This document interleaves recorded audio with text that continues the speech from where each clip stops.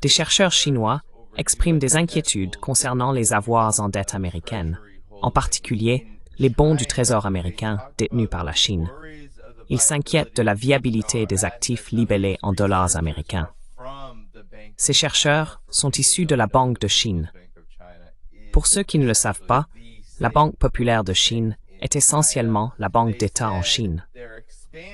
Ils ont déclaré que l'augmentation des bons du Trésor américain en Chine, bien qu'il n'ait pas encore fait défaut, n'est pas soutenable.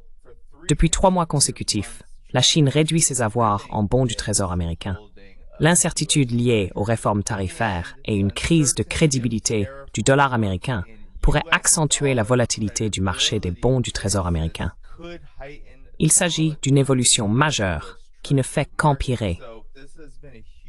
D'autant plus que l'administration américaine actuelle, et même les précédentes, ont mené une politique offensive, non seulement contre la Chine, mais en réalité contre l'ensemble du monde sur le plan économique.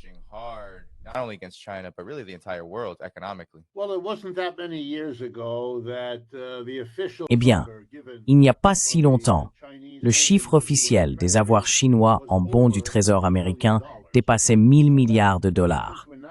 Aujourd'hui, puisque nous sommes dans une fourchette de 700 à 800 milliards, il est clair que non seulement au cours des 3 derniers mois, mais depuis plusieurs années déjà, la tendance est nettement à la baisse. Parfois, cela se stabilise pendant un certain temps, pour des raisons complexes, mais il est évident que le gouvernement chinois, les autorités chinoises et la banque chinoise souhaitent réduire leur exposition au dollar américain. On peut spéculer autant qu'on veut sur les raisons. Il y en a généralement plusieurs. Mais parmi elles, il ne fait aucun doute que l'endettement des États-Unis, et rappelons que les États-Unis sont le plus grand pays débiteur au monde, pose problème depuis un certain temps.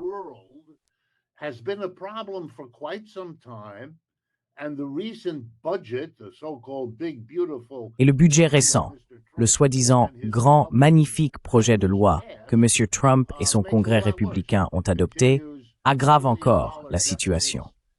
Il maintient des déficits de 1000 milliards de dollars pratiquement à l'infini, alors que nous sommes déjà à un niveau d'endettement très élevé dans l'histoire des États-Unis en termes de ratio entre la dette nationale et le PIB. Quelle que soit la façon dont on l'examine, et il y en a plusieurs, de nombreuses personnes en Chine, mais aussi beaucoup de gens à travers le monde, y compris ici aux États-Unis, partagent l'avis de la Banque de Chine, selon lequel ce niveau d'endettement, sans même parler de la croissance, ce rythme de croissance des déficits et des dettes qui en résultent, est, pour citer, insoutenable. Or, c'est un mot étrange, car il ne dit pas grand-chose en soi.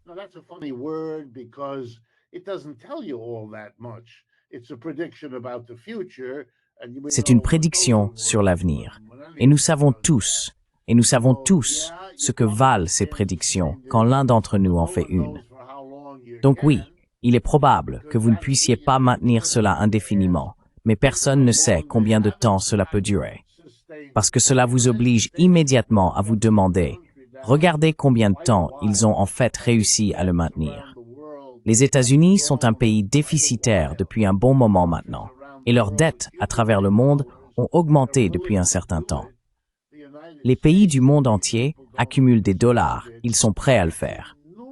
Les États-Unis, au cas où certains ne le comprendraient pas, tirent d'énormes, et je veux vraiment insister sur ce mot, d'énormes avantages du fait que le dollar soit la monnaie mondiale. Pour vous donner un exemple, il est difficile pour tous les pays de faire la guerre. Mais c'est toujours plus difficile si vous devez taxer votre population pour la financer.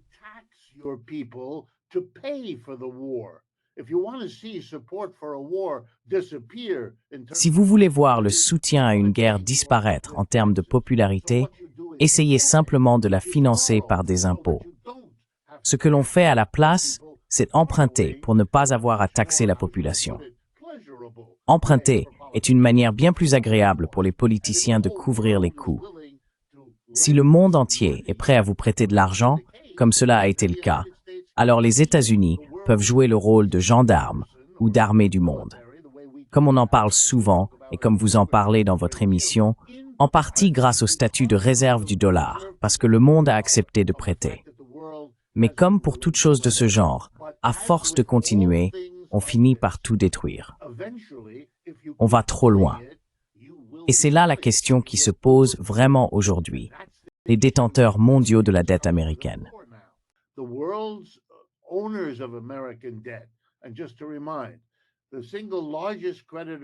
Et juste pour vous le rappeler, le plus grand créancier des États-Unis est le Japon.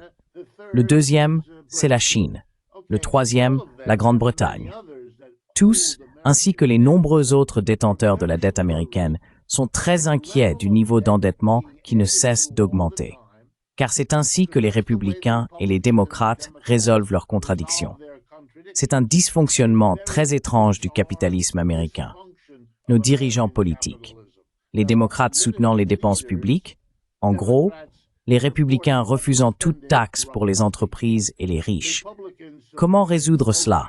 Si vous ne taxez pas les entreprises et les riches, comment financez-vous les dépenses nécessaires sous peine de perdre le soutien du peuple?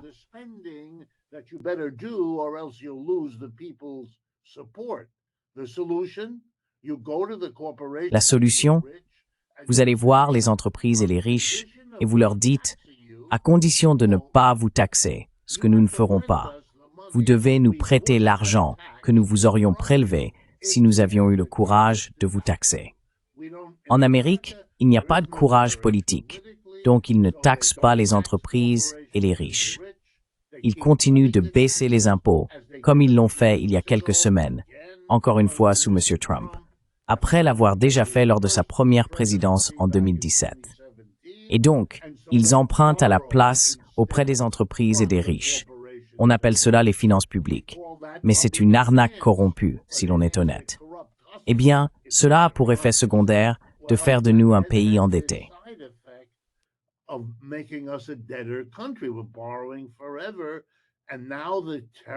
Nous empruntons sans fin. Et maintenant, cette terrible crainte qui a toujours existé chez chaque créancier depuis des milliers d'années. Je veux prêter. Je gagne beaucoup d'argent en prêtant, mais je dois faire attention à ne pas prêter à n'importe qui si jamais il y a un risque qu'il ne me rembourse pas.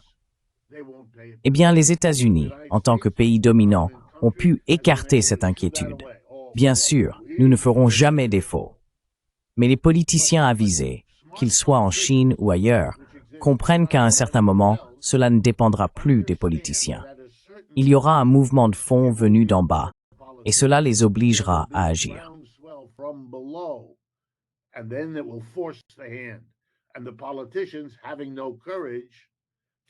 Et les politiciens, n'ayant pas de courage et incapables de faire face à leur propre peuple, commenceront à réduire les dépenses et à rembourser leurs créanciers. Et vous ne voudrez pas détenir des bons du Trésor américain lorsque ce moment arrivera, que vous soyez une banque chinoise, les autorités japonaises ou n'importe qui d'autre. Voilà où nous en sommes. C'est tellement grave qu'il y a désormais un débat public et des actions concrètes. Les Chinois ne sont pas seuls. D'autres ont également réduit leurs avoirs en dollars.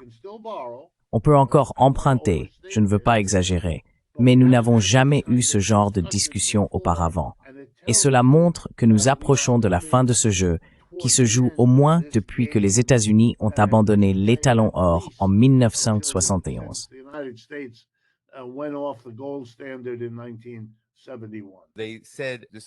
Ils ont dit, c'est très clair, nous devons ajuster progressivement les avoirs du Trésor et augmenter de manière appropriée les réserves d'or, de ressources clés et de minéraux. Alors Sean, parle-nous de l'importance de cela. Qu'est-ce que cela signifie? Pourquoi cela se produit-il? Je pense que, pour reprendre le point de Richard, il a tout à fait raison. La dette américaine a désormais atteint une trajectoire insoutenable. Je crois que, tout récemment, les seuls intérêts de la dette, rien que les intérêts, sans même parler du principal, s'élèvent à environ 1 000 milliards de dollars. Et il reste encore 2 à 3 mois avant la fin de l'exercice fiscal. Donc ce chiffre va atteindre 1 200 ou 1 300 milliards de dollars. Le problème avec cette situation, c'est que la Chine comprend qu'il y a 2 inconvénients à détenir des obligations américaines. de la dette américaine, des bons du Trésor américain, peu importe comment on les appelle. Le premier, c'est la situation budgétaire et le sort du dollar. La force du dollar risque de s'effondrer, de baisser au cours des prochains mois, voire des prochaines années. Il faut comprendre pourquoi.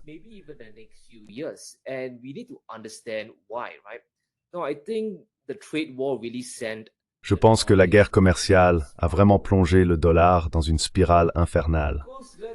Parce que disons que vous êtes un exportateur ou un pays qui souhaite transférer ses industries aux États-Unis pour une raison quelconque, quelle qu'elle soit, vous aurez besoin de garanties de la part de l'administration Trump et des administrations à venir. Et la garantie la plus importante dont vous avez besoin, c'est que les droits de douane restent en place. Cela n'a aucun sens si les droits de douane, disons sur l'acier, l'aluminium ou les voitures, peut-être autour de 30 à 50 cents, disparaissent soudainement dans les 4 prochaines années. Eh bien, vous seriez le grand perdant, non? Vous passeriez pour un idiot. Si vous construisez une usine pour quelques milliards de dollars, vous voulez que les droits de douane restent en place en tant que personne qui va y transférer ses industries.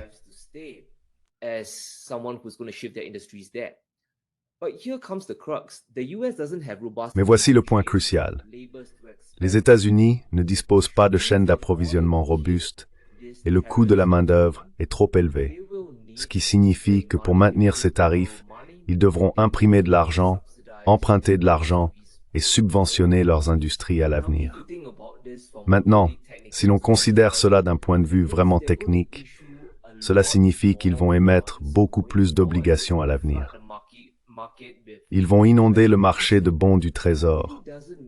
Et il importe peu qu'ils émettent des obligations à court terme, que ce soit sur 3 mois jusqu'à 1 an, ou des obligations de 10 à 20 ans, ce que nous savons tous être pratiquement impossible, car s'ils le font, ils feront exploser tout le marché.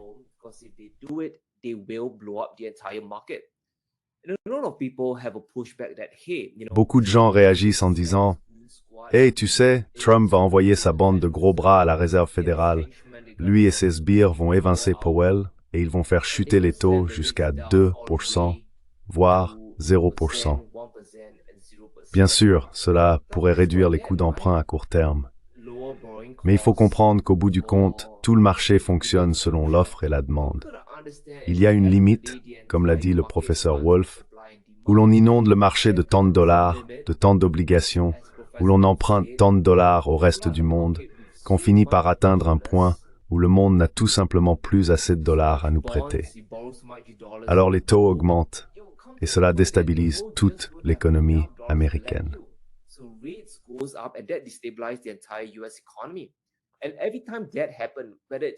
Et chaque fois que cela s'est produit, que ce soit en 2008 ou en 2020, les États-Unis se sont retrouvés dos au mur et ont été obligés d'imprimer de l'argent, sinon toute l'économie s'effondrait.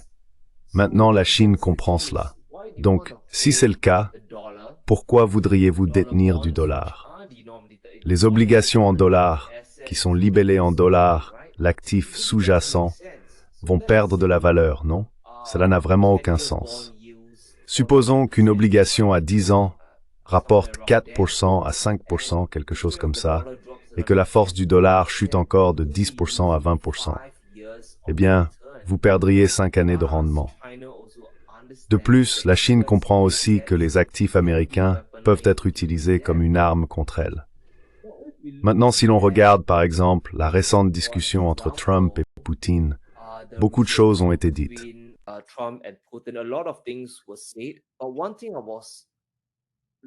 Mais une chose à laquelle j'essayais vraiment de prêter attention, ou pour laquelle je tendais vraiment l'oreille, c'était que va-t-il advenir du sort des avoirs russes, n'est-ce pas? Vous savez, environ 200 à 300 milliards de dollars ont été saisis par les Européens et les Américains, et nous n'en avons pratiquement pas entendu parler. Et si cela continue vraiment, la Chine comprend que, eh bien, la Russie a perdu 300 milliards de dollars, mais nous avons entre 750 et 900 milliards de dollars bloqués dans le système américain. Il se retrouve donc maintenant face à 2 grands dilemmes. Notre argent peut nous être confisqué et il peut être utilisé comme une arme contre nous. Cela peut servir à renforcer l'armée américaine, à subventionner les industries américaines et à être utilisé de toutes sortes de manières auxquelles nous n'avons pas vraiment pensé. Cela aurait même servi à développer des monnaies circulaires plus tardives pour plus ou Russian. Possibilité.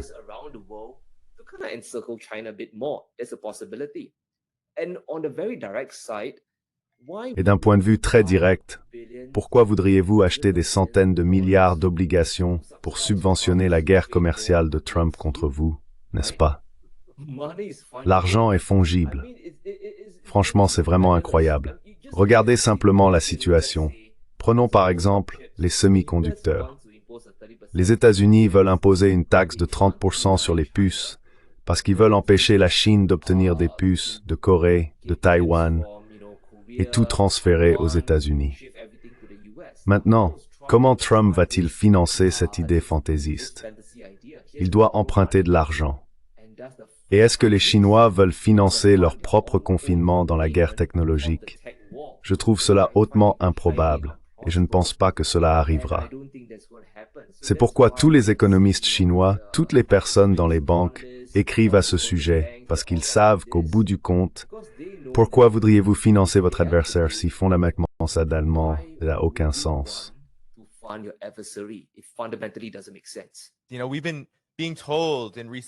Vous savez, on nous répète ces derniers jours, le dollar est en hausse, le dollar est en hausse. Ils veulent que vous suiviez presque jour après jour son évolution. Mais même au jour le jour, il baisse souvent, et il baisse de façon assez marquée. Ainsi, rien que ce week-end, l'indice du dollar a chuté de manière significative, presque d'un demi-point de pourcentage.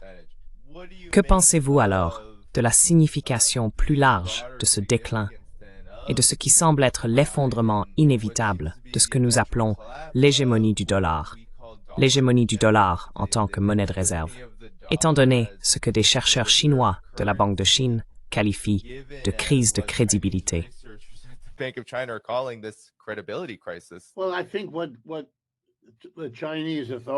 Eh bien, je pense que ce que font les autorités chinoises, comme le font les autorités partout ailleurs, c'est de peser tous ces différents facteurs. Sand passe en revue un certain nombre des plus importants et il les évalue. Ils ne vont pas tous dans la même direction, sinon il ne serait pas nécessaire de les peser. Si tous pointaient vers la décision X, on ferait X, mais certains vont dans la direction X et d'autres dans la direction Y. Permettez-moi de donner un exemple venant des États-Unis. L'avantage pour les États-Unis de voir la Chine subventionner la politique intérieure et étrangère américaine en rachetant des centaines de milliards de dollars de dettes américaines est contrebalancé par le fait, ce qui, soit dit en passant, est soigneusement passé sous silence aux États-Unis, que si vous êtes la Chine et que vous possédez, disons, 700 ou 800 milliards de dollars de dettes américaines, le gouvernement américain est tenu de payer des intérêts sur cette dette.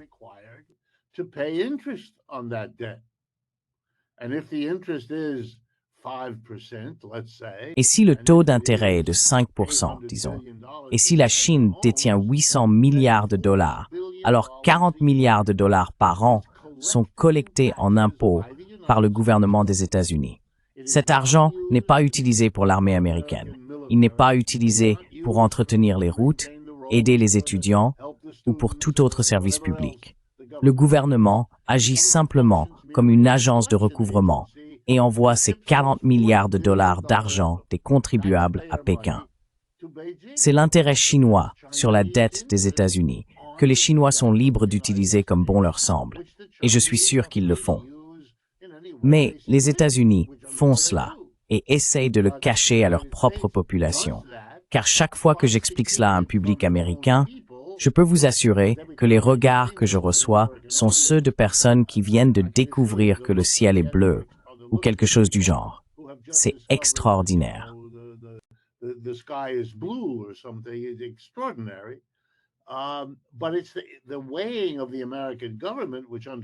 Mais c'est le calcul du gouvernement américain qui comprend cela.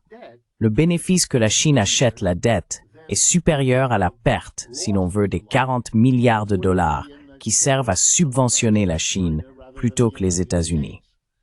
Ils sont tout aussi préoccupés aujourd'hui, car ils ne veulent pas que les Chinois se débarrassent en peu de temps d'une part significative de cette dette, car cela ferait chuter le prix de ces obligations. Et comme nous le savons tous, cela ferait augmenter les taux d'intérêt. Et la Chine est un acteur suffisamment important pour que cela provoque toutes sortes de problèmes dans le monde. Ce serait aussi déstabilisant pour l'économie mondiale que presque tout ce que l'on pourrait imaginer. Cela doit donc aussi être géré. Pour moi, je les vois, les Américains à leur manière, mais aussi les autorités chinoises à la leur, pris dans une toile de relations complexe.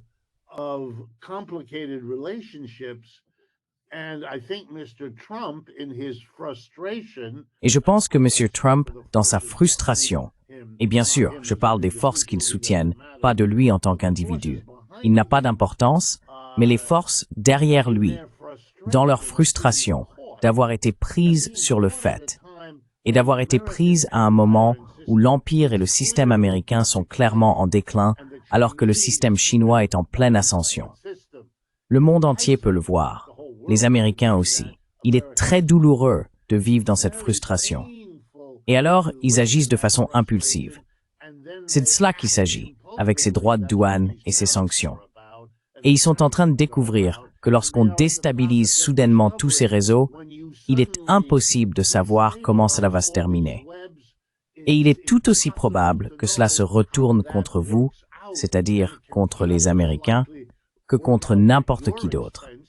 Et cette horrible peur, c'est ce dont on ne peut pas parler aux États-Unis.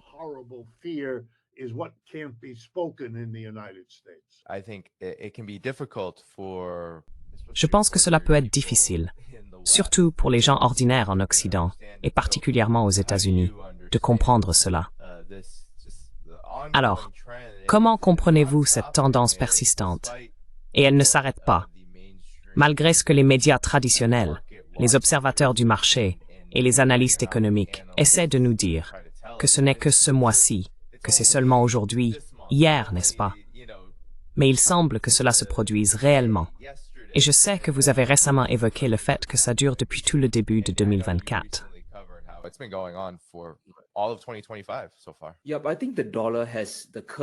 Oui, mais je pense que le dollar porte la malédiction, et c'est à la fois une malédiction et un cadeau, du statut de monnaie de réserve, n'est-ce pas? Vous savez, après la Seconde Guerre mondiale, quand les États-Unis étaient très riches et que l'Europe, en particulier le Royaume-Uni, était en ruine, ils ont pu imposer la puissance du dollar parce que les États-Unis étaient alors une économie manufacturière. Ils ont transformé cela en système du pétrodollar, où le monde entier devait utiliser des dollars pour obtenir du pétrole. Et à cause de cela, les États-Unis ont eu une domination quasi totale pendant les 40 à 50 dernières années, n'est-ce pas? Ce point-là est incontesté.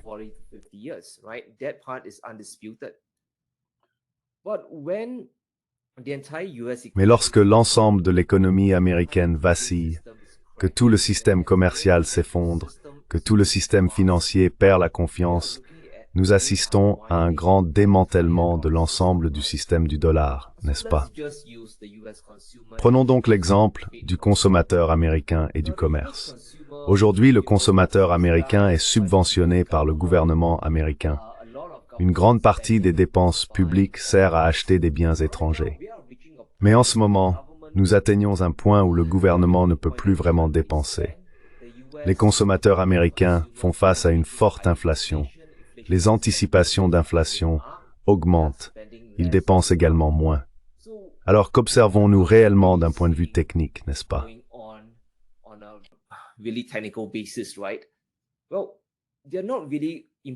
Eh bien, ils n'importent pas vraiment beaucoup de marchandises du reste du monde. Les importations commencent à baisser et ils achètent davantage de produits américains vendus à des prix excessifs. Donc, beaucoup d'argent circule à l'intérieur de l'économie américaine. Et quand il y a autant d'offres et que la demande n'est pas vraiment là pour consommer, cela affaiblit simplement la force du dollar. Et tout cela se passe à l'intérieur même des États-Unis. Vous savez, ils dépensent énormément d'argent dans la santé, ce qui est nécessaire, Mais ils mènent aussi de nombreuses aventures à l'étranger, ce qui injecte encore plus d'argent, d'obligations et de dettes dans le système. Et tout le monde en ressent vraiment la douleur.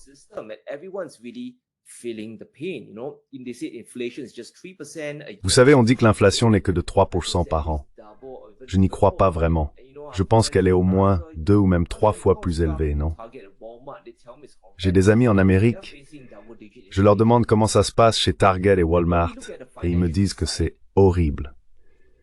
Ils font face à une inflation à 2 chiffres. Et quand on regarde le côté financier, c'est tout aussi catastrophique. Maintenant, il faut comprendre qu'environ 25%, 26% des obligations américaines sont détenues par des étrangers. Elles sont détenues par des personnes en Asie, certaines en Chine, au Moyen-Orient et surtout en Europe.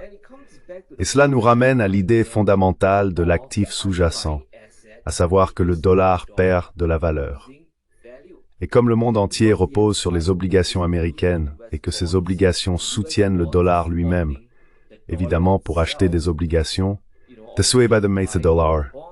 Et il n'y a pas de demande pour les obligations, la demande pour le dollar est aussi énorme.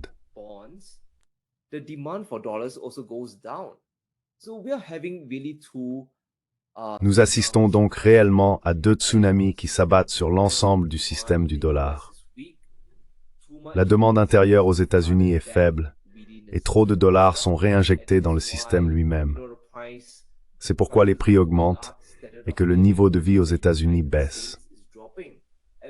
Sur le plan financier, quand on regarde les gens de Wall Street, quand on observe les autres investisseurs, détenir des dollars revient à tenir une patate chaude. Personne ne veut garder des obligations. Actuellement, moi-même, en tant qu'investisseur, je n'ai aucune obligation américaine dans mon portefeuille. Je n'en vois pas l'intérêt. Pourquoi devrais-je en détenir alors que je pense qu'elles vont perdre de la valeur dans les 5 à 10 prochaines années? Je veux acheter de l'or. Je veux acheter d'autres choses en ce moment. Je pense donc que les États-Unis sont vraiment secoués par ces 2 tsunamis qui les frappent, et parce que la monnaie de réserve leur revient désormais en boomerang.